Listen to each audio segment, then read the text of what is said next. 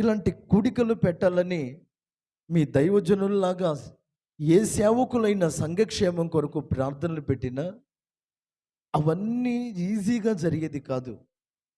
అవి చాలా కష్టతరమైనవి. కష్టతరమైన సేవ చేయటానికే మేము ఇష్టపడి ప్రభు కోసం వచ్చాం. కనుక ఈ భారం, దీని వెనుక ఉన్న దేవుని ఉద్దేశం తప్పక సంఘం గమనించాలి. ఈ గ్రహింపు కలిగితే దైవజనులకు ఇంకా ఇలాంటి కూడికలు పెట్టడానికి ప్రోత్సాహం కలుగుతుంది, ఒక ఆదరణ కలుగుతుంది. మీరు వచ్చి ఇచ్చే డబ్బుల వలన కాదు, మీరు వచ్చి భక్తిలో ఎదిగే విధానాన్ని బట్టి మీ ఎదుగుదల మీ కుటుంబానికి దీవెనగా మారాలి.